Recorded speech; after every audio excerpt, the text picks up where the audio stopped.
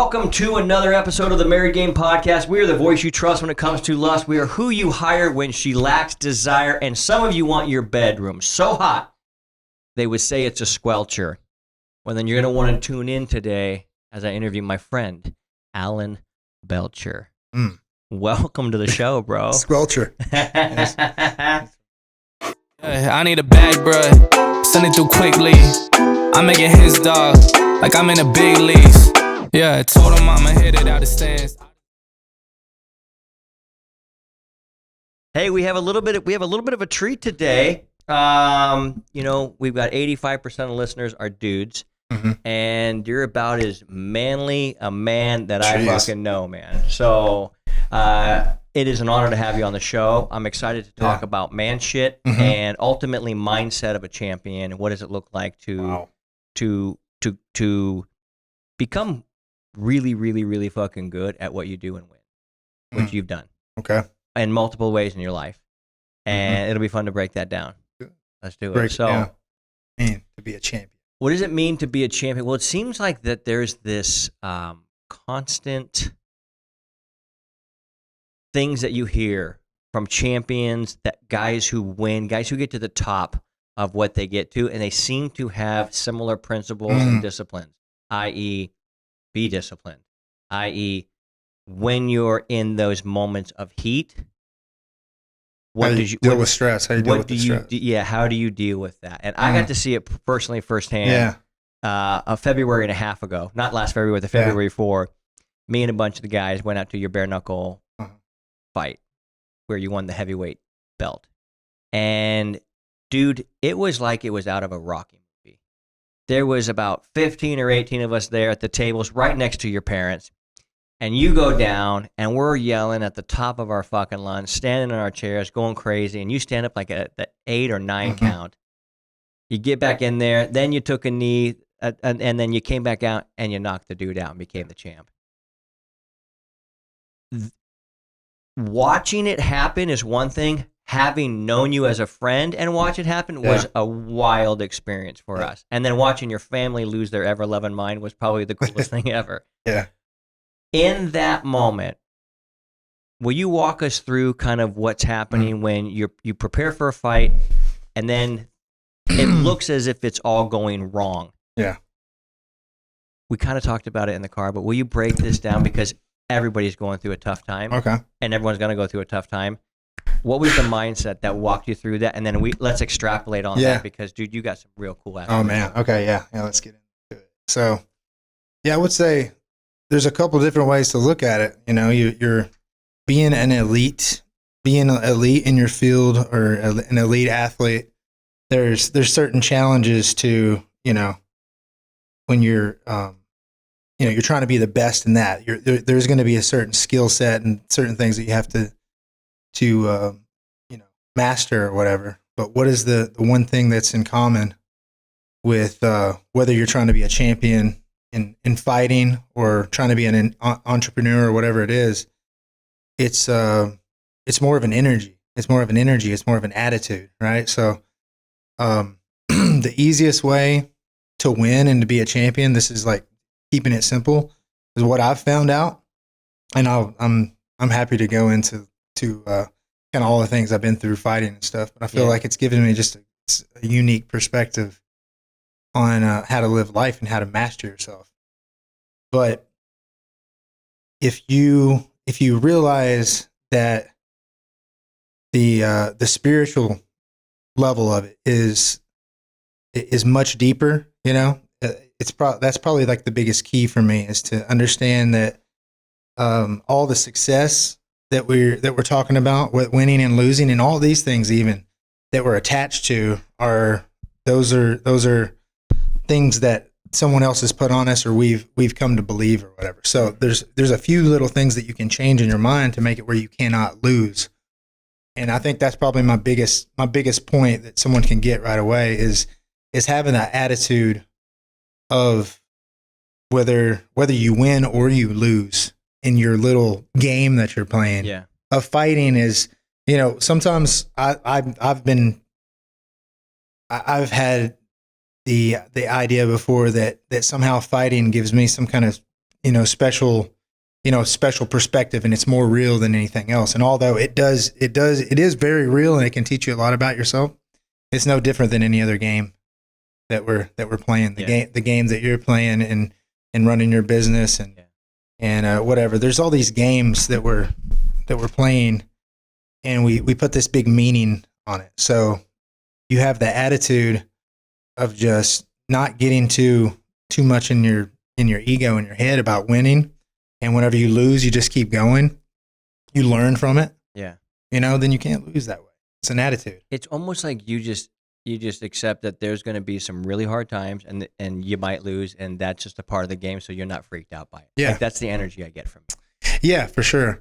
When it comes down to it, there's going to be times in a fight and times in a lot in your life that you're going to have this stress, and you're just going to have to you're going to have to figure out how to deal with it, and that's what you're trying to get better at. Yeah. But I would say the deeper level of it is understanding that it doesn't matter win or lose, you're going to be all right. And that's kind of like the true definition. What we're getting at is kind of like confidence. Yeah.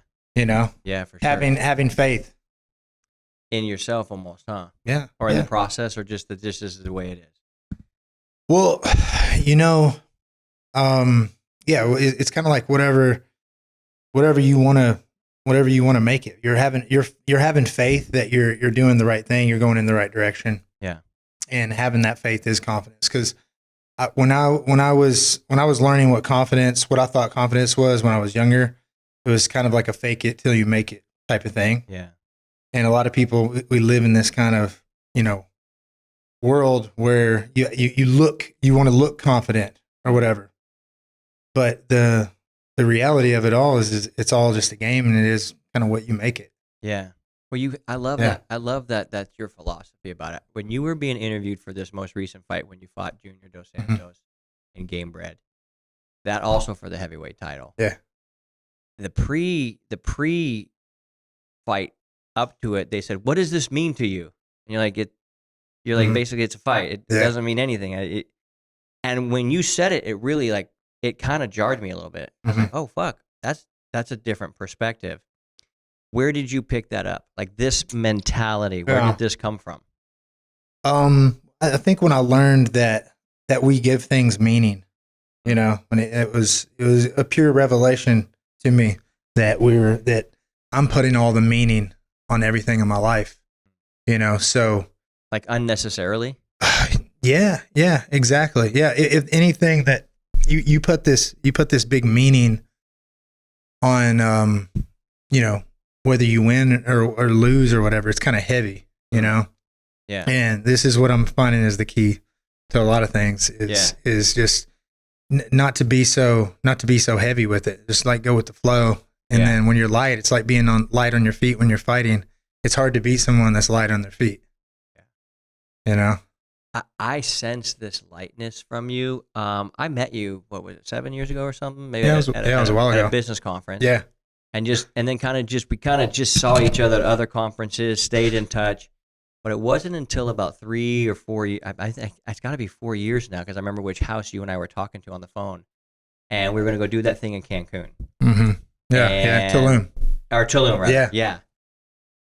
That was a really interesting piece of your life that I'd like for you to walk through. And then I want to walk back to your UFC career, what that was like. I feel like you've been the person that I've known that I've watched do some really cool shit and then kind of pivot on it and go, hey, I'm going to go do something else, and pick a target and go and actually do it. Yeah. So a lot of dudes struggle with that. They go down a path and this path seems to be done, but I don't know how to pick the other one, or I don't have the bravery to stick to it or go to this new path. You did that. So Tulum, 3 years ago, our passports come in 6 days after we were supposed to go there, so we couldn't make it. What's going on in your brain at that point? Because that was an inflection point for you, wasn't it? Yeah, it really was. I would say a lot of my early success. When I was younger, I learned kind of going, graduating high school and going out into the real world. My approach was that I believe that I can do anything, Who gave that to you? Where did you get I don't know. But I don't think that's really the important part. Okay. Because it came full circle and was completely deconstructed. Okay. And I had to learn how to create that in myself again, in a way. I would say though that my mom was very influential in, when you really look at the psychology of something, it's like you learned everything from somewhere, right? Yeah. So and they actually have showed in studies that's the number one factor in very, especially like in the highest level of athletes and stuff, is they have a mom that showed a type of unconditional love. You know what I mean? An unconditional love. Like the person could lose and it's okay. Yeah, like it's all right. exactly. We still love you. Exactly. And you see that is this voice becomes your voice kind of in a way. So I think when I was in a way indoctrinated with this, with my mom always just being like the, a typical mom, like the stereotypical mom that's right. like just believes that you're the best looking, the coolest, and best at everything or whatever, Oh, that's so true. That can be effective or whatever. So, I was just looking to prove something or whatever. And I had a vision, of what I thought, that I wanted to do. And I kind of went I went after it, Yeah. And then, as you start to go through this life, it gets harder, or it gets more, you need more skills. You have to keep growing to go through these different stages or whatever. So for me, I was super ambitious. I was going at the same time, business, fighting, and just hustler, just like hustler mode, And then I got to a point to where that didn't work anymore. I guess I was, in a way, what I would like to point out that is if you don't get in touch with your real self, right, and you don't have this kind of like awakening to grow or whatever, then you can kind of be caught up in your ego. Yeah. And so you have to grow out of that. So for me, that time, whenever we met and going into the Tulum trip, that you're talking about, I had this, so the listeners can understand, is I had transitioned out of fighting. Yeah. Because I got to a point where I was right there at the belt, but I just couldn't really figure out how to get to the next level. And everything that I had been doing before, it wasn't really working. Because I had come to a road where the end of the road was admitting and completely changing everything. You couldn't just believe your way and just will your way into it. It was an actual skill level deficit, or like what? It wasn't a skill. It wasn't a skill. It was a mind. It was really the mind. That's why I'm so obsessed with the mind, because it ended my career. The first time I had the detached retina surgeries on my right eye. I've changed the way that I look at it. But that was a scary time in the back of the eye injury was kind of in the back of my mind, and I couldn't figure out why I couldn't get to that championship level. So you'd come up through the ranks, you get you sign on with the UFC, which for people who don't know this, maybe you do, maybe you don't, but bottom line, this is like the NFL of fight promotion. Yeah. Was it that way back then too, right? I mean, it was Oh yeah. It was the top of it was always the top been thing. the top of the food chain. You work your way up, you almost make it to the belt. Right. This is where you're realizing I'm not mentally up to snuff where I need to be to crack that. Yeah, it wasn't a realization. Oh, not okay. that. I would say that's the most important part. Okay. Is that I'm feeling the resistance and trying to figure out kind of what to do. And all I started doing was just creating the same thing in the business world. You know what? I'm going to leave this where it is and I'm just going to keep going here and use my ambition. And in a lot of ways, it's good to recognize the skills you have within that identity. So I didn't really have, much trouble, like kind of forming my identity to go to a different thing. I already kind of considered myself an ambitious kind of entrepreneur type or whatever. But I just kept, going and trying to pursue that instead of getting face to face with what was really holding me back to the next level. And then, so what happens whenever you keep repeating this cycle as the same person is you finally, at some point you gotta figure out how to break that cycle. So it's like a downward spiral type of thing, where I had so many businesses, I'd made so much money. But I just, for some reason there's that thing that you're looking for. You know what I mean? Yeah. And was it Tulum didn't work out exactly like you had hoped or thought or planned, or was it being isolated in Tulum that made you really go, you know what? The Tulum trip was just the last of binge drinking and just partying and that type of stuff, Yeah. Because whenever you get off track, you get off track, then all the drinking and drugs and stuff like comes along with that. Yeah. You know what I mean? So you start to really almost. Is it like a distraction? Is it like you're just distracted off the main goal, so you're now picking other things? What did you find that was for you? I think that it was I stopped following my passion, and in my mind, like I said, when I was younger, it was more I was passionate and I was very, I had this crazy belief in myself. I didn't know where it came from or whatever. Yeah. And then I was just hitting this wall or whatever. It was because I had let the world around me, the people around me or whatever, shape what I thought success was. And a lot of it had to do with money. So I was chasing money, trying to hit a certain amount of money and have an amount of customers and sales and or whatever it was. And then there was a period of time where I was like, well, maybe I should just have fun, and then that kind of fun kind of it just turns into, a place where you're not feeling like you're being your best self. And then that gets worse and you're just getting more degenerate and the more, you're gaining weight and just everything. And, I got to a point where I could tell my discipline wasn't as good as it was.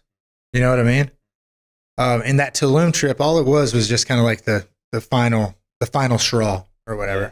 So I had this big event where entrepreneurs, we all went down to Tulum and all this, and it was just should have been a beautiful time or whatever, but it was very miserable. I think a lot of people go through something like that, but where you're like, I don't even care about this. Yeah, exactly. It was just kind of like, man, this sucks, doing everything for the wrong reason or whatever. So I have to change things or whatever. So I got back and just changed up my whole life. I sold everything, went and the relationship I was in at the time, broke up with the girl, and just started to, reinvent myself from there, And so I was like, I'm going to, it's just a matter of just kind of following the opportunities that kind of present themselves, So, got back into shape, started going, back into fighting. I was like 36 at the time. So wasn't that first fight back? Didn't you just get jacked central? Is that what were you like? You just ripped at like 235. Yeah, exactly. That first one back? Yeah, probably the same weight I am right now, but I was just like super jacked. Yeah, you just look like an absolute Greek statue walking around the world. Yeah. Well, hey, excuse us, pardon us, watch out, here he comes. Here comes Big AB. Dude, what was it? Okay, so identity is such a big thing for you. Like when you and I talk, we talk a lot about like the identity of the person, and you see yourself as this person, and you become, and you just start to do, and you act from that. It sounds like that was what was happening Tulum was maybe the final straw that broke the camel's back, but there was a piece where you just started to lose the identity. You're like, I'm not this. Yeah.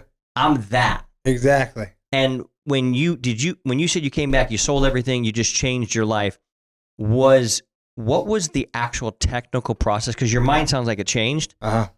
Did you reach out to your manager and go, hey, let's see if anybody wants to fight me? Like what was the next step? Like how did that, what made, I don't want to say what made you think you could do it, because you'd done it. So I know you think you could do it, but like what was the steps?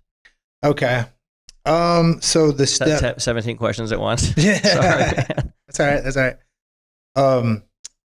Yeah, so you're totally right. Like changing your identity and breaking all your habits and like starting to create something totally new requires going into that monk mode, and that's what I went into. And then during that time period is when I discovered what I wanted. That's what I would recommend anyone that believes in this idea of kind of killing the old you and recreating yourself and doing this over and over, because it's not just like a one-time thing. It's and that's part of winning, man. And that's part of having a champion mindset is, just like I said, it's not about winning this fight or winning this belt. It's about just keeping on, continuing to challenge yourself and grow. And whenever you have growth as your goal, then everything else takes care of itself, you know? And whenever you follow this process, like what you're asking me about, you put yourself in a situation where you can't lose, because you're going to get connected with something that's, you know, that's much bigger than yourself. Yeah. So this monk mode thing, it's like this man goes into isolation to really truly ask himself what he wants. And the reason for the isolation is so that he can stay out of the whirlpool of the world trying to tell you what you should think, should be, should do, should look like, should act like. And that's where you start to get that clarity. Is that what I'm hearing? Yeah, brother. Yeah. I mean, we're tied up in this, you know, the rat race, they call it. Yeah. You know, you get tied up in that this river of meh. Yeah. That everybody just gets swept into. Yeah. It really is. It's all, it all ends up, you're either, you know, like when you said when we first started that there's guys that are going through a tough time, and this, you know, and this information is good for you. Yeah. Really. But there's, I mean, you have to figure out a way to break free of that, because it's all in your head. Yeah. It's either a memory of the past, some type of something that you haven't really identified. You carrying around this type of shadow that you're not, you know, looking into really good, or it's some type of worry about what's going on, that what might happen. You know, you're having some type of anxiety, or you have some kind of fear of failure, or you're afraid to take that step. You're feeling imprisoned somehow, you know, so there's some type of limitation or whatever. So you have to figure that out. So I didn't know exactly what I wanted. I actually had I made some business moves at that time. I sold my gyms, I sold my consulting company, and I did some things to where I could, I purposely put myself in a position to find out more, you know, about what I wanted to do. Yeah. Because I knew the idea was to put all your focus and your energy like into one thing. Yeah. So I was like, man, at that point when I came back, and I was like, I don't want to sell anything that's weighing me down. These businesses, any part of my mind, and that's what you do. You take these, you have all these different things that are taking up some space in your head. Like they're vying for attention. Yeah. You got different projects going on. You got all these different friends. You got the family members. You got relationships that need work. You got relationships that are dragging on you. You know, you got 1, 2, 3, 4 kids, whatever it is, you know, and you have just an endless thing. And then you have how you entertain yourself, or you have maybe you're on your phone, maybe you're, you watch Netflix or something, I don't know, but you have all these different things, and spend your time here. Yeah, exactly. And all this different energy's been being taken away from you, So you have to, once you start peeling that back, then you can start putting your energy in one direction. So I cut everything and just got into a place where I could kind of learn more about what the next step would be, How long was the process for you to be like, I'm getting clear, clean, selling everything, to where you're like, all right, I'm going to go make, because you made like a 3-year commitment to like, I'm going to go spend the next 3 years. All I'm going to do is fight. Right. That pretty much was it, right? Yeah. It was pretty much, once I felt that kind of passion, opportunity pulling me to it was kind of like right off the bat, like in the first couple of months, I was like, all right, I'm going to go in this direction. And that's, did you think about it and pursue it, or did you kind of throw it out there and then some things popped up and you thought, oh shit? 100%. I started going, just started going in that direction. Okay. And it's changed. It's changed, and it's always changing. It's still changing. Yeah. You know what I mean? And I think that's that's the beauty of it, is that I don't have any stress on me about what I'm trying to do, because I've freed myself from all that, and I'm just going with the flow. You're just living. That's what you said today on the beach when we were riding bikes. You're just like, bro, this is just my life. Yeah. Like, yes, I fight, but yes, I have these other things, and I'm a fighter, and I'm just a dude living his life, and fighting is a part of it. And like, hey, kind of go deeper into that if you can. Yeah, fighting for me is just a way for me to keep growing and keep learning. So of course you can train without it or whatever, but this adds another obstacle to have to master yourself. And I think when you look at it in that direction, you don't really have an opportunity to get in your head and beat yourself. Yeah. Yeah, that makes sense. or whatever. You've kind of already won. Did you learn a lot of these? 2 questions. Did you learn a lot of these things growing up doing martial arts? And then the second part of the question is, growing up doing martial arts, was the goal to be a fighter that was paid to fight? No, I think growing up, all I was focused on was, my parents kind of always expected me to be way more than what they could. You know what I mean? That's a parent thing, isn't it? Yeah. I think a lot of parents do that. Of course, that's fine. And stand on my shoulders, honey. Yeah, and I took it to heart, and I really identified with that. And then and there wasn't anything that really limited, neither one of my parents ever told me, no, you're thinking too wild with that. Any type of fantasy that I had or whatever, it was always just like full guns ablazing, So like, you can do it, Alan. Let's go. Yeah. So I had just, that was kind of like my thinking was just to kind of figure out how to make the best out of my life, But when you're young, you think in terms of getting on TV and making money. Things like that, and that's the way I thought. So I saw my avenue would probably be through sports. You know what I mean?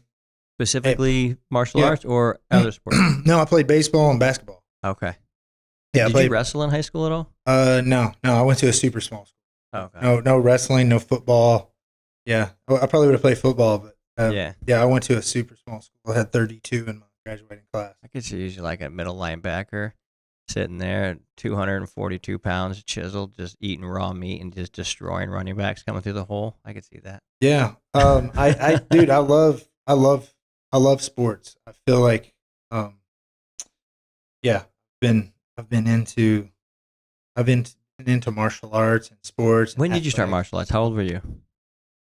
Did that give you a lot of confidence, knowing that you could use these skills against somebody to hurt them and or not let them hurt you? Yeah. I still had to prove it.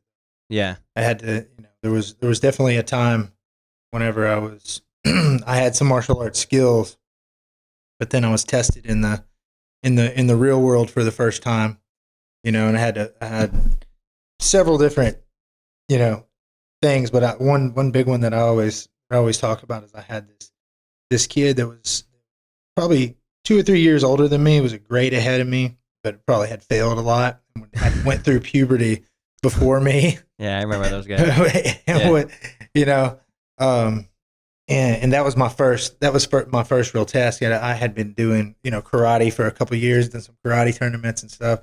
So I had to kind of stand up to this kid, but it was impossible to beat him because he was strong. It was like becoming a man. Oh. But I did my best and kind of got my butt kicked. But that was kind of a reality check. But I'm blessed because it put me in the mindset of like, I'm never gonna let that happen again. Yeah.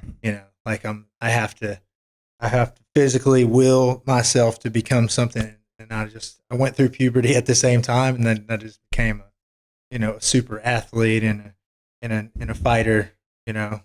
When did the jiu-jitsu journey start? Was that down the road a ways?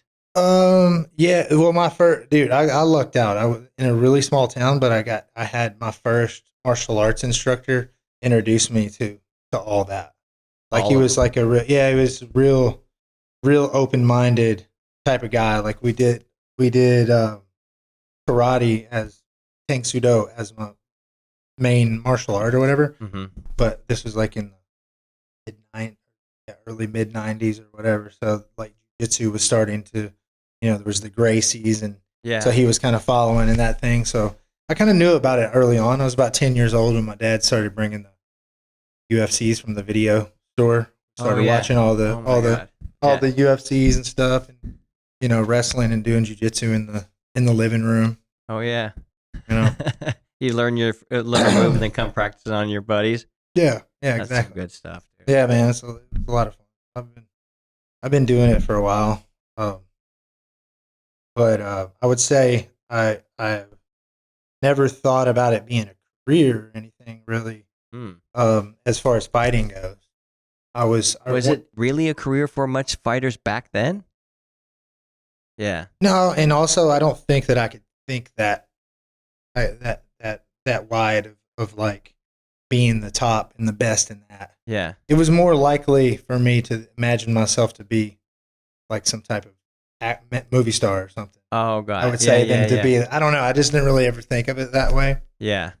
One of the things that I did when I was really young, probably like 13, 14, right when I first started lifting weights, I designed this gym. Like I was gonna have this weightlifting area and all this martial arts thing, and I'm gonna put a smoothie bar here and all this, and I'm gonna own this business, and I'm gonna be training and have this whole facility and this whole.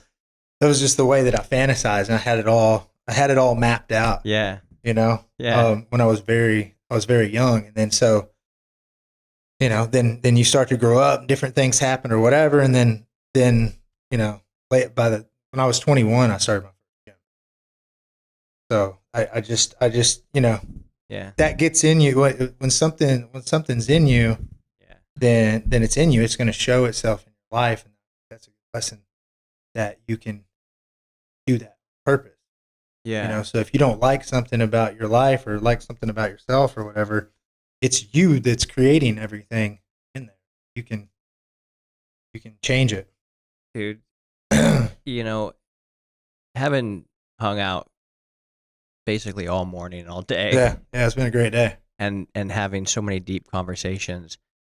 One thing I'm struck with by you is this thing about identity, like this identity of a person. So you train martial arts, you do this thing, you start probably beating some people in the local promotions, and you get your call to go to the UFC.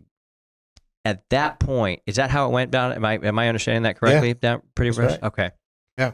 When you get that call and you either know it's happening for real or you sign the contract, what goes through a person's mind at that point? I want to hear that. And then after that, when then it's over, what goes through your your mindset at that point? When it's over, what do you mean? When you were done with the UFC? Oh, when I was done with it. Yeah, that's what I mean. Yeah.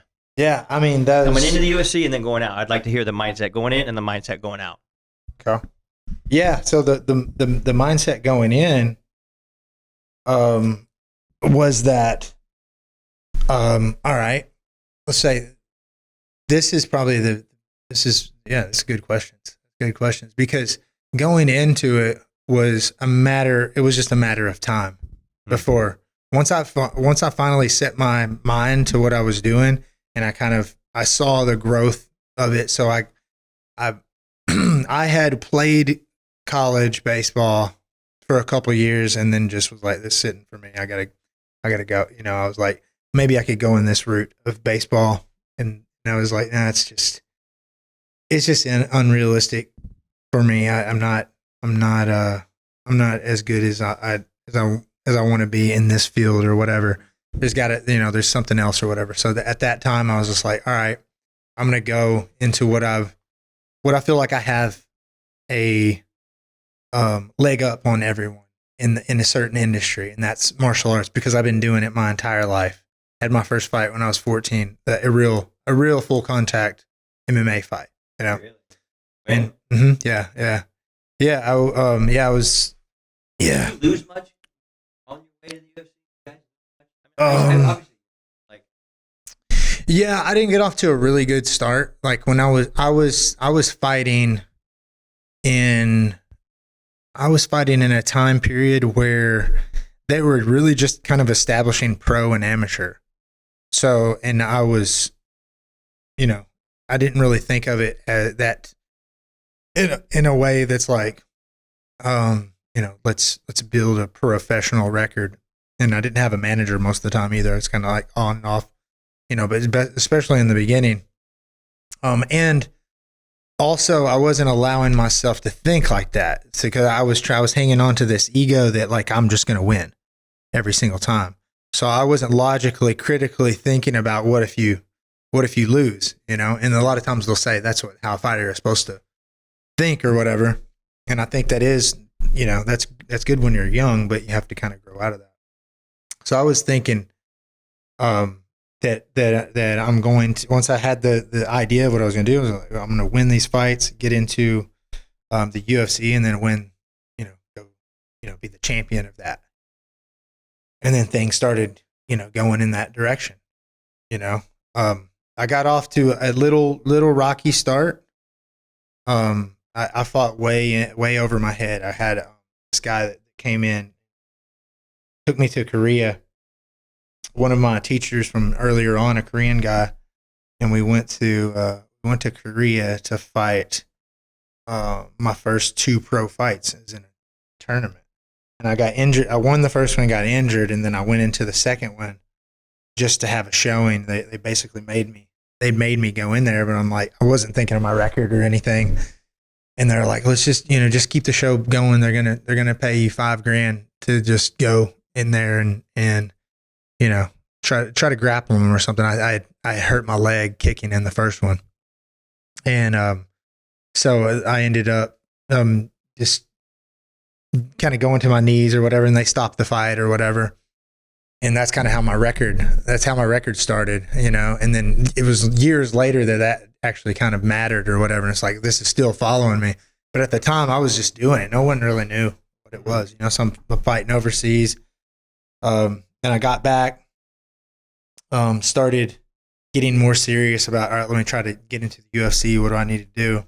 And I was just looking for a big mistake that fighters make in the kind of come up is they try to fight the best guys, the other guys that are competing to get to the UFC, instead of gain their experience, right, through getting the appropriate fight and working their way up. Like they try to go straight. Yeah, they try to go straight to the regional best guy in the region, and you're both trying to get into the UFC or whatever, So I don't know if you know this guy, but I fought a guy named Marvin Eastman for a 5-round title fight when I was young, like I was like 21 or something, and he was just he had already been in the UFC. He'd been a kickboxing champion and a good college wrestler. He was just like way out of my league for the time, you know.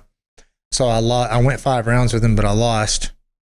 And then after that, I just went on a tear. Not picking the opponents or anything like that, but still kind of going, you know, using the same strategy, but fighting guys that you know I could beat.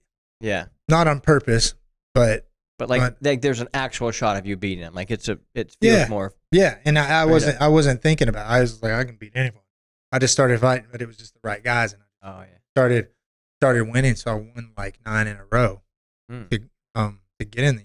That usually gets people's attention, huh? Yeah, exactly. Especially back then, you're looking at there's probably 9 fights all across the United States combined throughout the whole year. Yeah. You know. Yeah. So I go 9-0 in a short period of time, in like less than a year. So I'm fighting everywhere. You know, everywhere you can, all around the United States. Wow. And there's no money in those little venues or anything, is there? You're just doing because you're trying to get to the UFC. Yeah, pretty much. Yeah, the money. Yeah, most of the time when you're coming up, and if you make money, that means you're going to get somebody beat. Oh, got it. Yeah. If that makes, I mean, that's how it is in the boxing world. That makes sense. I've been in the boxing world too, and people don't realize that no one makes money. The only guys that make money in the boxing world until you get to the top, journeyman, because they get paid to fight the A-side guy that's coming up, and they kind of know their role. Yeah, exactly. Yeah. No, they fight hard, and if you're not good enough, you can't beat them. But they're those guys are getting paid, and the other boxer, the guy that's going to end up making money at the top, is not getting paid. You know, so you look at Ryan Garcia and Tate Davis, and you know, even Devin Haney, whatever, some names that like a lot of these guys. When you see that they have 20 plus fights, the first 20 fights are not going against each other. All right, so an example would be Ryan Garcia and Devin Haney. They might have fought each other in the amateurs, but not in the pros in the first 20 fights. Because it might take their record up. You don't want to take a chance of losing, so you want to get, it's a competitive world, so you need to have that perfect. Got it. You need to have that perfect record. So they're fighting experienced boxers. A lot of them have a lot of fights. Just athletically, they're not as good, and that's how you build your way up, is to beat all the journeymen. And that's what people are. They react first. They're like, "Oh, the guy knows his job," and they're not coming to lose. They're coming to test you. Yeah. But they know that their role is, if this guy looks like he could be a superstar, if he can't get past us, he's not going to be a superstar. Correct. And so they're trying to hold you back. Yeah. Yeah, because they don't want to lose either, or else they're kind of, you lose 10 in a row, your journeyman status probably gets taken away, I would guess. Yeah.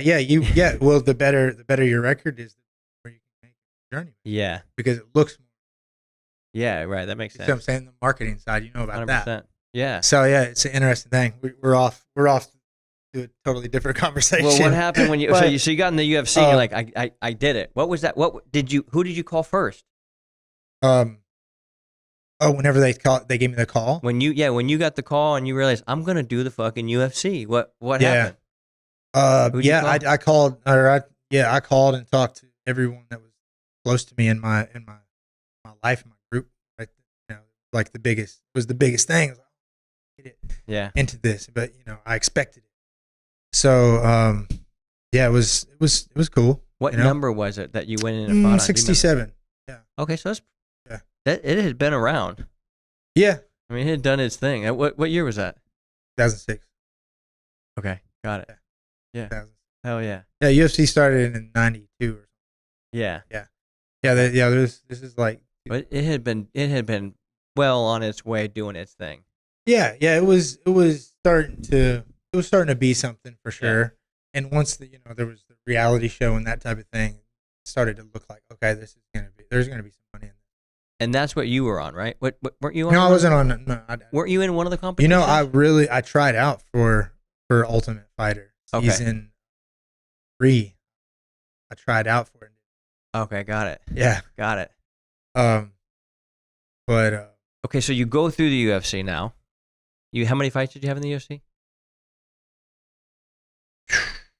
16 or 17. So 16 or 17 in UFC, yeah. And it comes in the contract. Who tells you, hey man, it has been fantastic having you here, but we're gonna go a different route. Who was that, and what did that feel like? I never got let go. With UFC. Okay. I never got let go. Yeah, I really my last 2 fights were top contender fights. Oh. So yeah, if you look at so in 2000, I had eye surgery in 2010, and I was on a tear. I was on a nice little streak then, and I was in the best shape, and I was just like, I just felt like I'm about to take this over.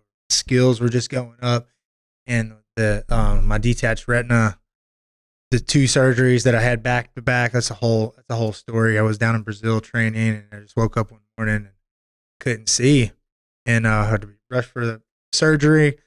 That was just that was crazy. I thought it was all over, and then it had another detachment right when it was healing up, and so it kept me out like a year, and then I had to build myself back up from that, get back in there, started winning again, and I'm like, all right, I'm back where I was. Now I got 3 or 4 fights in a row. I had finally broke my old habit. I noticed that on the mental side of it, I would win 2 and then lose, win 2 and then lose. This loop of where because whenever you lose, you can kind of see clearly what you need to do. Like, all right, I need to be realistic about this, or whatever. Win 1, you're kind of still there. Second one, this was my loop that I was kind of stuck in, where at that point, then I would start to get distracted, start to kind of believe your own hype, so to speak, or whatever. Yeah. You look directly into, you're not worried about every little thing, because as a competitor, you need to be optimal. Everything, you need to take this seriously. If it's not the best opponent, the most challenging opponent, you need to find something about that person that you're going to be fighting that is challenging or whatever. Yeah. So I finally kind of figured out how to break that loop, and I'm like, all right, I got my 3rd one in a row, my 4th one in a row. Now I'm finally past this just kind of like top 10 type of guy, top 10, top 15 to be the top contender, So I fought, my last 2 fights was against Yushin Okami and Mike Bisping. And both of those guys, Okami was a top contender, fought for the title so many times. He was just the best guy in the division. The UFC just didn't like him because he was boring. He didn't really have any fans, but he was just like the best guy in the world. That was just barely missed the belt a couple of times. So he was always right there, just chomping at the champ's door. Yeah. So I fought him for a top contender spot, and lost. And I fought Mike Bisping at the top contender for a title shot. And he beat me, and then went on to win the belt. When he beat me, when I lost to Michael Bisping, my mind definitely was good in that. Now the fight ended. I really could use an excuse and say he and whatnot, but all in all, I just wasn't the fighter that I could have been in that fight. But I got poked in the eye, and to me, I just kind of used that as, damn, something's telling me that mess up my eye or whatever. Really, I just couldn't get over that hump mentally and figure out how to beat. I think looking back at it is careful. Whatever this limiting self-belief is, the shadow that's holding you back from that is going to find a way to keep auto correcting and directing you back into the place that it has you, and you know, it has setting for you, you know, as opposed to actually believing that you are a champion and going to the top, you know. Yeah. So that's how it felt kind of going out of it. I kind of went out on my own because I had only lost to the best guys, you know, and looking, if you're out from the outside looking at it, it's like, you know, just keep going. Like you're, you know, but when you're in it, you're involved in it, you have this imagination of what it is. And you're like, well, I couldn't beat the best guys right now. So you can't think at that time to take 3-5 more years and you'll be there. Wow. You know, and I'm only 29 at the time. So that's a hard one for a 29-year-old to get, for almost anybody. Yeah. Hey, you're there 3 to 5 more years, like fucking 3 to 5 more years? Yeah. Shit. This is the story with everyone, though. Yeah. You know what I mean? This is the thing where it's like, it's just a matter of time. Just keep believing it and not, you know, if you do lose, learn from it and get better and then just keep doing it over and over. It's like once you get dialed in on that goal and then you keep learning and you get a little bit better, it's so clear to see now. Yeah. But let's stop looking at where you are right now and let's look at kind of the trajectory. Yeah. You're going up. Well, what does this mean? I mean, let's use some common sense. You let 1 year, 2 years, 3 years go by. Like, dude, you're going to be on the top. Yeah. So it's more about the trajectory. Yep. You know? So you just basically pulled yourself out, sounds like.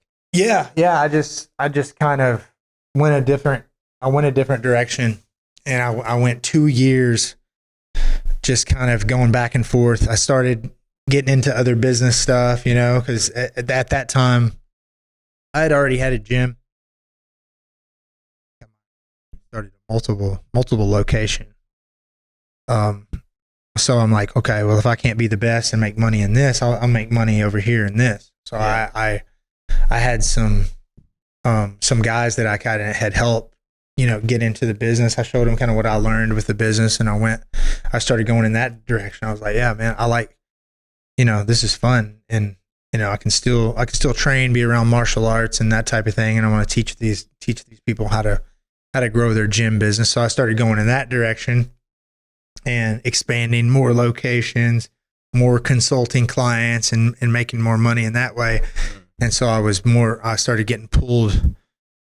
It started looking like, I'm not going to go back into fighting or whatever. So I was like, no. Eventually I got where I was saying like, no, I'm done. I'm not going to fight anymore. Even though in the back of my mind, there was somewhere in the back of my mind that was like, no, I wish I could. I just didn't really want to confront that I needed to up my mental game to be a better fighter. Dude, that's a heavy statement, because when you think I need to do this thing to truly elevate myself, and then you don't actually do it, that can put you in a real fucking negative loop. And I'm thinking about guys listening to, and a question I had for you is, when you do the UFC thing, you go, shit, I tried, I was so close to beating the, 2 guys that were great winners. I didn't. You get mixed up, and then did you have to start studying the business stuff on the side? Because business has its own whole new set of rules, just like jiu-jitsu, just like anything else. Like, there's skills and things and terminologies and all sorts of new shit. Did that just start to flow naturally, or were you like, oh no, I actually have to really start to focus on that too? Because you don't just become successful in business because you fought in the UFC. You know what I mean? Yeah. No. Yeah. Exactly. No. Yeah. There's a lot to learn. I just applied the same thing. I took the things that I was good at, and I was, I was good. I was a hard worker, and I could learn things. I had, I had an ability to kind of go after something and get it or whatever, and I just kind of turned that into it, turned it towards it. Yeah. I don't know. I mean, I think that it has to do with ambition. I don't think that that's the, your ambition is something that could work against you. How so? What do in you a mean? way. Well, I mean, it could be. It's almost like some people are just more ambitious. I'm more ambitious than others, and you got to figure out how to kind of satisfy that inside of you, but at the same time, not make that your whole life purpose and get caught up on being the best, being competitive. Is that new Alan Belcher understanding from everything that you've been through? Yeah, I would say so. Yeah. Because the statement you said earlier in this conversation was, I don't feel stressed to become this thing. I'm like, Yeah. people don't hear successful people talk like that very much. Yeah. But yet that is, until they become successful. Right. And they go, yeah, it's not about all the money. It's about doing the thing. Like, yeah, except you made all the money. It's like, yeah, but getting the money was a byproduct of me loving the thing and doing the hard thing. And we always want to switch it around for some reason. Yeah. Well, I think that the second time that I did it, when I reinvented myself and started going straight toward, it's just been an endless supply of opportunities. And when you put yourself in that place, it's like just everything good starts happening for you when you start living in that way. You said something when we did fight camp, and you were, so I fell in love with jiu-jitsu 7 months ago. I'm so passionate about it. I love it. I hate missing class. If I'm not gonna be in town. I'm like trying to make it up somewhere else. Like, I just have to be there. And after watching you do the BKFC thing, here we are a year later, you end up fighting for the Game Bred heavyweight title. And I fell in love with jiu-jitsu. I watched UFC right after I did like 4 private sessions. I'm like, holy fuck, everything's different. And then you're like, dude, I got this fight coming up. I'm like, well, fuck, we got to go see it. Well, hold on a second. What if we made this cool camp and taught some people some jiu-jitsu and some ground and pound, and then went and fought and watched your thing? And it was brilliant. But the cool thing is you came over was it the night before? Was it right after the weigh-in or the night before the weigh-in? The night before the weigh-in. I think it was after. Well, because we were still in the sweat tent, so I think you're it was the day before. Yeah, night before the weigh-in. Okay, right. So the day before the weigh-in, you brought your whole team over, and Adam and Nurse, Phil Nurse, yeah, and then Adam, Robbie. and then Robbie, yeah, and then your son, or not? Was it your son or was it his son? It was his son, Ace. Ace. Yeah. And you win the BKFC heavyweight title. And you went through something after winning it. And when you said it there on that thing, I was like, oh, motherfucker, this is very interesting. And you had to reset your timeline for what was next. Will you say that and share that concept with these guys?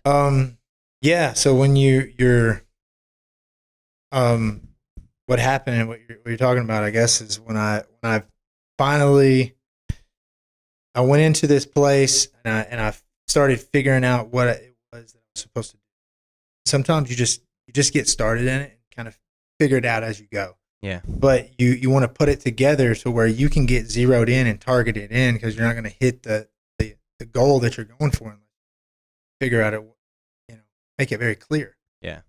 So I had clarity on winning that belt.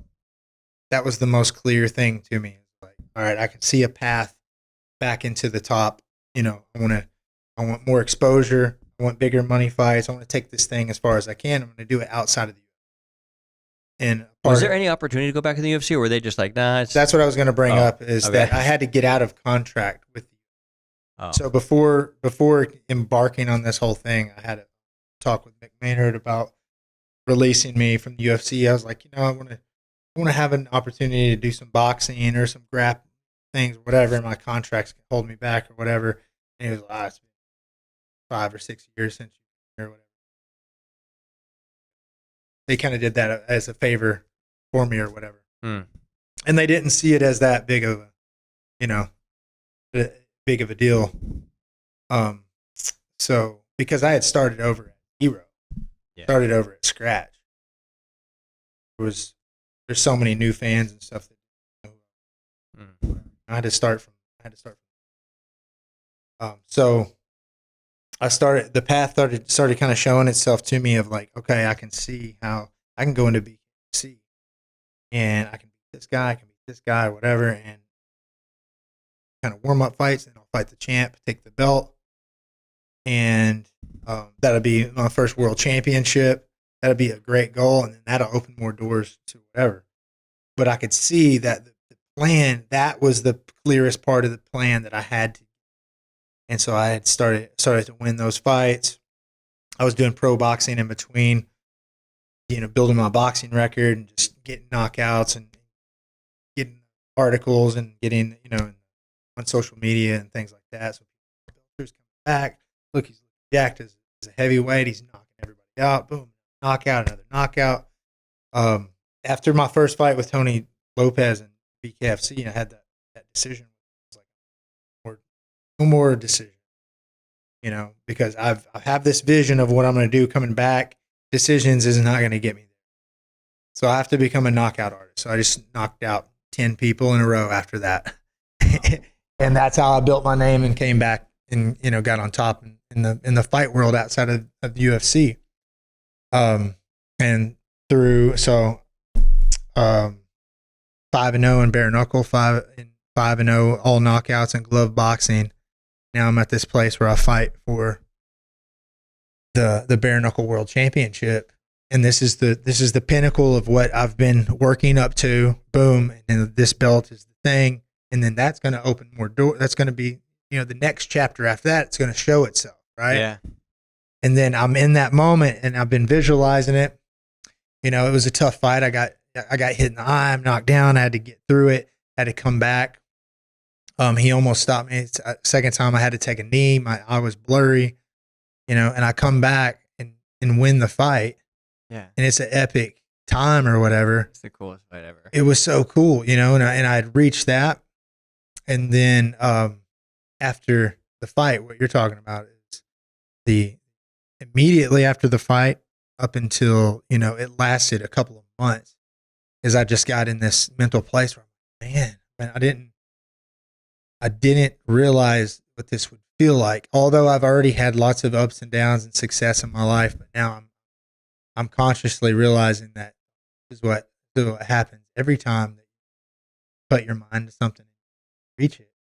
That is complete. You have to start the process all over again. And it's like this process that you do. It's such a mind fuck, dude. Yeah, man. What a mind fuck. But what gives you so much power and energy is understanding that that's how it is. That's the reality of is that white belt mentality, forever lifelong learner white belt mentality? Is that kind of what that is? 100%. That's what you're. Yeah, exactly. You have to. Because a white belt. It's interesting because the white belt doesn't have that mentality, black belt mentality. Okay. Break that down. I like. No, you're right. No, but that's the good way to look at it as far as white belt. I'm paying attention to fucking everything I possibly can as a white belt. I'm like, what about this? What about this? Great. What about this? Yeah. I gotta learn this. I gotta learn this. Oh my God. And then I get my ass kicked by another white belt. I go, dude, how is that guy a white belt? That's the mentality you want to keep. Yeah. Grow. Yeah. And but what's the black belt mentality? No, I think that is. It's just the belted mentality. It's it's just the fucking learner mentality. No, because that mentality that you have, I think, is from everything else that you're doing. You're I don't know, you don't have you're not in your own way about it. But yeah, you have the white belt mentality. So yeah, you have to start over and set a new goal for yourself with a new timeline. Because I was knocking out the fights leading up to it, and it's like little blocks or whatever, and then boom, you hit that big thing. It's like I realized I have to recommit myself to something big that I'm gonna have to grow to accomplish. That's fucking. Everybody listen in, tune in. You have to recommit yourself, a bigger commitment to a bigger goal to keep that fire going. Yeah. And you said you were just like, hey, maybe I'll do this next fight. But then you're like, fuck that. I got to commit for another 3 years and go all the fucking way in. Mm-hmm. And that was the shift that really did it for you, wasn't it? Yeah. Oh yeah. Where were you when you had that downline? You're like, not next fight, motherfucker, next 3 years. When was that? You remember that? Did it hit you like a bolt of lightning, or was it like a? Because when you said it hit me like a bolt of fucking lightning. Yeah, it really did. I think it was after, after my Roy Nelson fight, I had that real. That was a clear thing, and it doesn't always even mean. What the realization was for me, it wasn't directly like, oh, I got to make another fighting thing, because I'm at the end of my career. Like as far as fighting goes. I mean, there's no doubt about that. That's not a limitation that's holding me back or whatever. I look at it, brutal reality of the thing is like you can't do it forever. You can't do it. Yeah. Yeah. I mean, sure. Can you do it 2 more years, 5 more years, 10, like, it varies a little bit, but at some point you can't really compete with really good fighters. But that's not the point. Point is that you have to start to do something that's going to make you have to grow into the next version of yourself. And it's not push the timeline out. Yeah, and it's not even about being the best in the world compared to everyone else. It's literally about growing into the next version of yourself that is needed, to go. And so that it takes time. It takes time to do that, And when I don't interrupt. No, go. We see this all the time. Guys been fucking up marriage forever, and then they start to do what I tell them to do, and like 3 weeks in, they're like, dude, how come, what happened? I'm like, well, you were an asshole for 13, and you've just started to turn the boat around 3 weeks. She might have a little bit of a fucking deficit in the love bank account for a 13. And why don't you set to become this guy? Like, just become him. Like, this is your next life goal, is to become him. If it takes 3 weeks, 3 years, don't you want to fucking fix this? So when you reset the timeline of commitment level, it made me realize there's things that I literally directly took action after listening to you talk and going to Florida, that I came back and implemented in my business. That I was like, quit thinking this way, quit. This is fucking loser mentality, Yaki, and that's not who you are. And it was that one mental shift of, rather than let's just see what the next fight is, but you're like, I'm going to do this thing for 3 years. Whether you do it or not, it was just the understanding that it was going to be a lot more commitment for a longer time, and quit looking for the shortcut that just took the carpet out from underneath. He's looking at that absolute final trophy. And the only way to it is realizing that it never comes. Yeah. Yeah. Yeah. And that sounds like you've been doing jiu-jitsu your whole life. Dude, that's exactly it. It's such a freeing feeling. Yeah. Whenever you there's no stress. What is there to worry about? What are you really worried about? Because once you hit the goal, anyways, Yeah. Yeah. And if you fail at the goal, that's turn from that. Just keep going. It's just fun. If you have the choice to live life, love life, live it just on your terms, have good energy, wouldn't you choose to do that? Yeah. Yes, you would choose to do that. I'm not convinced most people understand that is their choice to make. Right. Yeah. They're not aware of the fact that they can just be like, wait, you mean it's my choice? Well, yeah, easy for you. No, go look at his fucking career. There's none of it looked easy. Mm-hmm. Anything that you said today, none of it looked easy. I had to start back at the beginning. I had to fucking rechange. I was so close, and I realized I didn't have what it takes. I got to rechange my mental model. Like, that is re-identification after re-identification after reinvention after reinvention after reinvention. Mm-hmm. That most people aren't willing to make. You're willing to make it. I'm willing to make it in my world. other guys who are winners are willing to make it. Why do you think people have such a resistance to that? Ego, pride. Well, yeah. What is ego? Ego is that's what it lives in your subconscious. So that's where all this that we're talking about, when you can't see and you're not aware of it, right?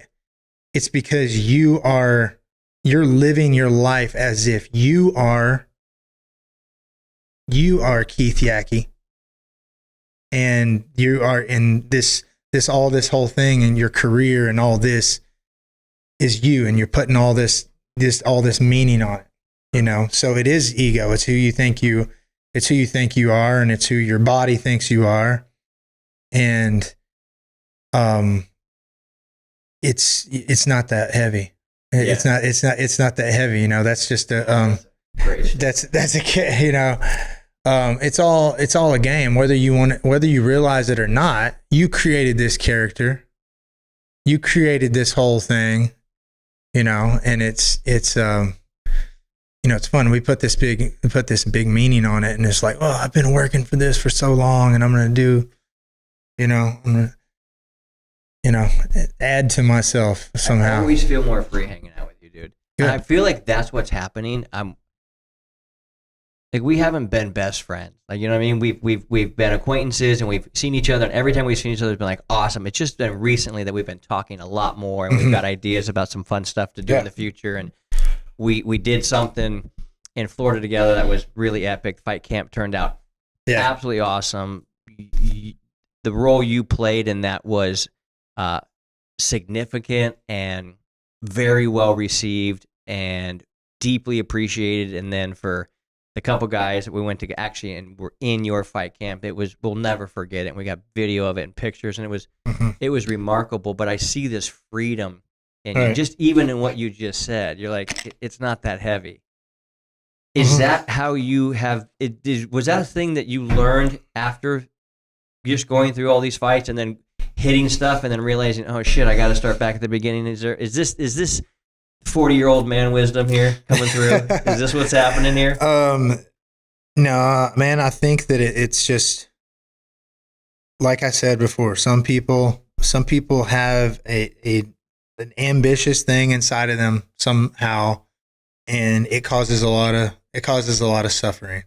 And through all the suffering and wanting to be something in my life for so long, and wanting to be, larger than life, and to, be the biggest, baddest Alan Belcher with the most money and all this, I've just put myself in some times of suffering and stuff that has made it easy for me to see the reality. And it's just like when you get down on the mats and you're going with jujitsu with somebody that you're a white belt day one, and you don't really understand the reality of what a blue belt or a purple belt is going to completely destroy you, and you have no chance. Yeah. You have no chance. Yeah. And you get faced with that reality, and that gives you some self-awareness. Yeah. So it's times in our life where we get crushed and where we get beat, and where we're, gasping for air, and we have to be able to get confronted with that ego. That ego has to be laid out here for it to die. You know what I'm saying? Yeah. As long as you're just walking around in your ego and this whole world that you've built for yourself, and you're not aware of it, then you're letting that control you. You're letting your body control you, right? You're letting all the surroundings and how you react to that control you. So until you can see the ego coming out, and that's a good time when you get on that mat or whatever, and you're just like, oh, damn, I can't breathe. I can't, whatever. Okay. And you get in that, you're like, damn, my body is really doing something that I don't really like. Like what's going on here? How am I so unequipped to handle this dude right now that made me feel like a little girl in 15 seconds? What the fuck? Yeah, man. My first jiu-jitsu experience ever. awareness, man. It's the self-awareness. You see when you can see it. Yeah. And you can start to change it. That's how I live my life, is just trying to stay aware, trying to stay in present. I get this sense from you. This is my read on you. Is you're like, cool, whatever comes my way, I'm going to show up the best of my ability to be the best I possibly can in that moment, because being the best version of me in that moment, might make me win the thing. Yeah. But it's what makes me feel amazing about myself and about my life. And it seems like your commitment to living an amazing life is the thing. It's to live an amazing life. I've realized this is the way I've got to show up. And if I don't, I can't live an amazing life. And that means it could be, I don't care where I live or what I drive. It's how I feel about myself. Is that, am I pretty accurate on it? Yeah. Oh yeah, 100%. You embody that, dude. Good. Yeah. Good. Right. That's what I try to work on, and I'm getting better at it. I mean, it's not. Yeah. You don't think you ever master.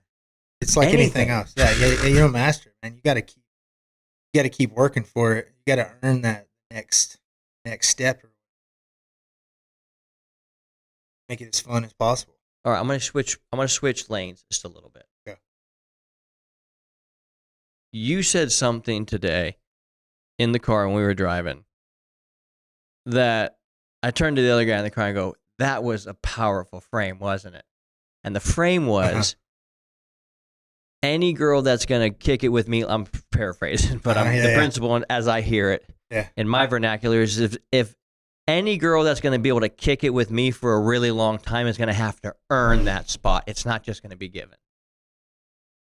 That is the frame of, I know who I am, I know my value, and I'm not just going to give away a piece of me out of weakness for something that I might think I need from you, or that you can give to me temporarily without me going into something with full awareness. Did I basically quote that back to you as about how you said it? Something, that principle?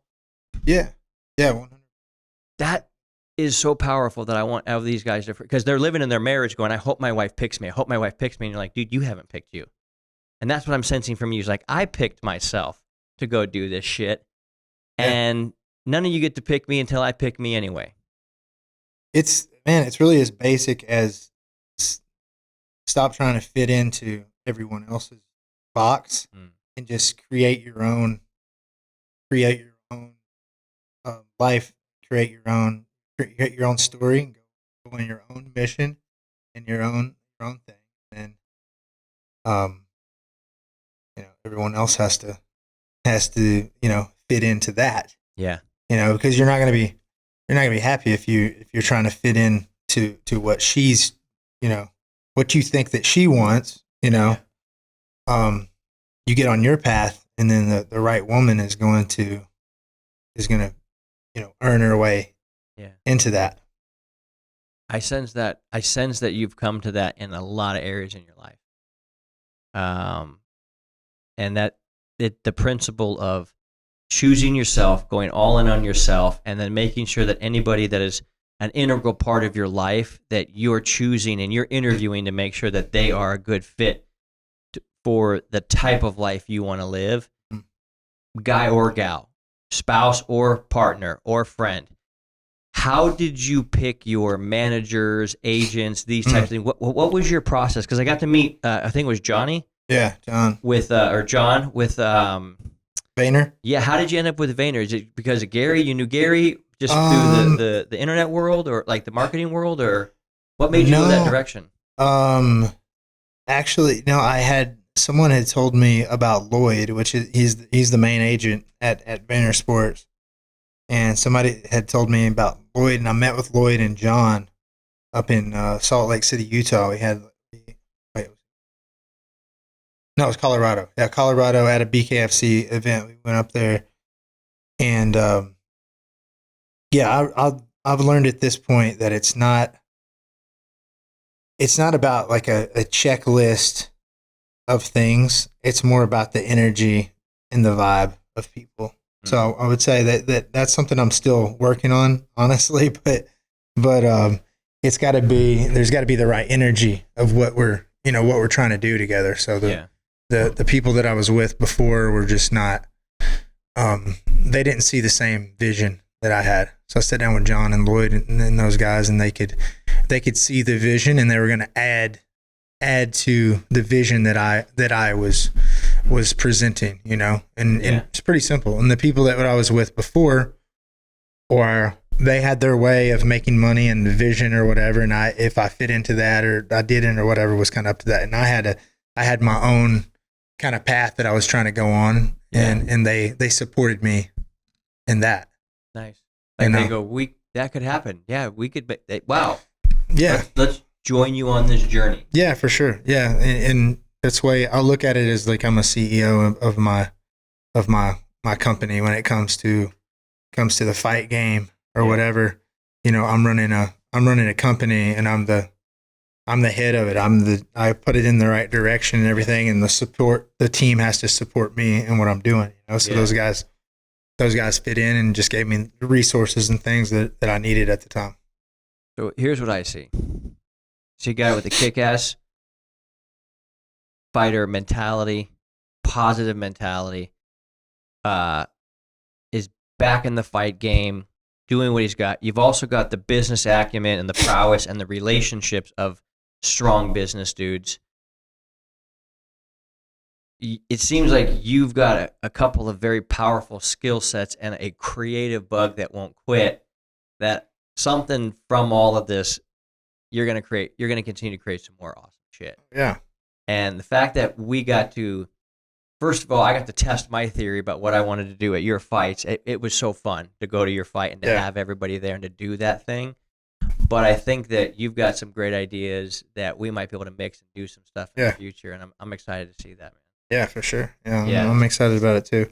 Yeah, I like what you said about you got into that, talking about someone understanding that they can change their beliefs and stuff. Yeah. That's all the main part of the experience that you need to have, you know, is you need to have some way of seeing or getting that self-awareness, you know, before you can start doing it. So like, I love what you're doing with your guys and stuff. Yeah. It's awesome. It's awesome. Cause when you get around those guys and you're able to connect with people that are kind of on the same journey as you. Yeah. You just learn a lot about yourself. Dude, it's exposure is the gateway to expansion. You've got to be exposed so you can become aware. And then you're like, okay, now there's more paths than just the one I'm currently going on. And jiu-jitsu exposed the shit out of me. I'm like, I boxed for 3 years. I could handle this guy. Dude, 15 seconds, this brown belt had me. And I'm like, I can't do anything against you. And then the next time I went back, the guy rear naked choked me. And I'm like, I'm a fucking useless 215-pound piece of tiger meat wrapped in barbed wire at this point.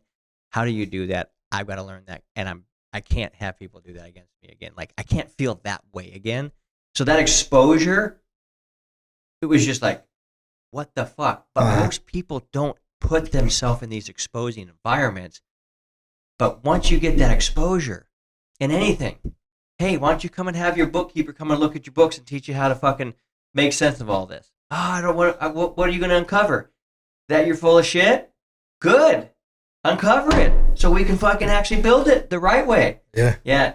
You have that same mentality. I have that same mentality. It seems to be the winning formula for a person to be like, let's just see the reality of things and then from there build it. And that takes a real death to the ego. Because we all have a reputation we're trying to put out there as opposed to the one like, I'm this, I'm this, I'm this. And this is the truth about it. How does that feel with you? It's how you live your life, isn't it? It is. Oh, yeah. 100%. I think it's why we resonate so deeply. Especially, you know, as we're coming in. I'm 45. You're 40. We've had lives full of experiences, good and bad, fun and not, successful and failures, so to speak. And I feel like we're looking back and there's a lot of young dudes in their 20s that are going, okay, wait a second. I want to make millions. I want to bang hot chicks and I want to be able to go after this life that I want to live.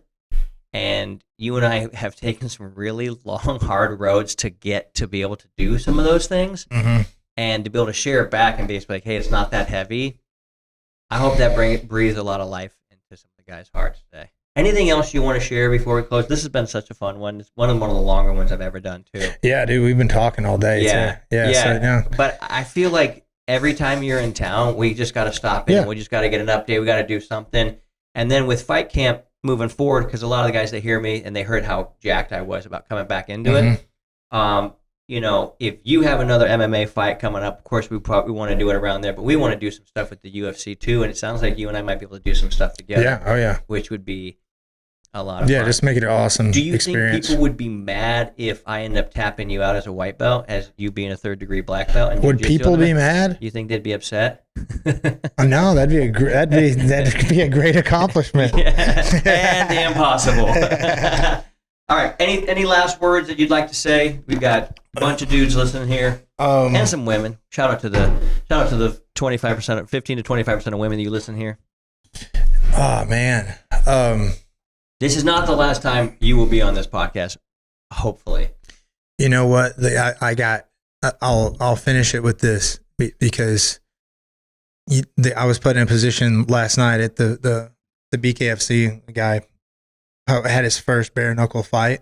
You know, he saw me in the locker room. He's like, "Man, I'm a good fan. I'm a big fan of yours, and I saw what you did in the UFC, and then you came back. It was awesome, and you know all this." And he's like, "You have any advice for me?" You know, and so I started thinking kind of analytical, and I'm like, well, I mean, you know, and I think that's how you always know an expert is they're always looking at different pathway. Well, what about this? There's no like one blanket of advice or whatever, right? Yeah. So I started thinking, you know, well, tell me about your guy, whatever. He was like, well, you know, he told me a little bit. He was like, well, maybe I should have been more specific, like a mental advice. Like, do you have any? He was looking for some type of motivation or inspiration type of thing, right? Yeah.